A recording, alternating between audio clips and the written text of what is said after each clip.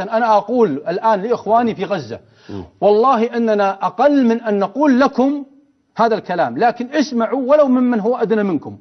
بيض الله وجهكم وجزاكم الله خيرا ورفع الله قدركم، والله إنكم طليعة الأمة، ووالله إن الأموات نحن وإن أمواتكم أحياء عند ربهم يرزقون، وأن المرابطين منكم من رجال ونساء وأطفال أنهم خير منا ومن حكامنا ومن علمائنا ومن كبارنا ومن صغارنا. ليس هذا كلامي، قول الله عز وجل: لا يستوي القاعدون من المؤمنين غير أولي الضرر والمجاهدون في سبيل الله بأموالهم وأنفسهم، إلى أن قال: وفضل الله المجاهدين على القاعدين أجرا عظيما. هذا قول الله عز وجل، لا حتى لا يجي بكرة أحد من المحققين أو التحقيق والادعاء العام يجيبها لي بجواله، يحقق يعني مقاطع جوال يجيبوا هذا تقول كذا. أنا أقول هذا قول الله عز وجل، من الآن خذ الجواب.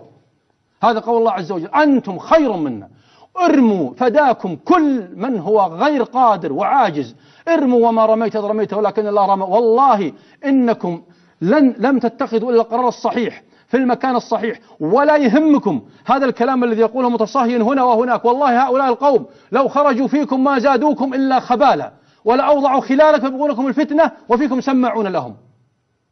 طيب والله يا أبو ياسر، شوف، والله إذا لم نفتخر بهذه الطليعة للأمة فلا خير فينا.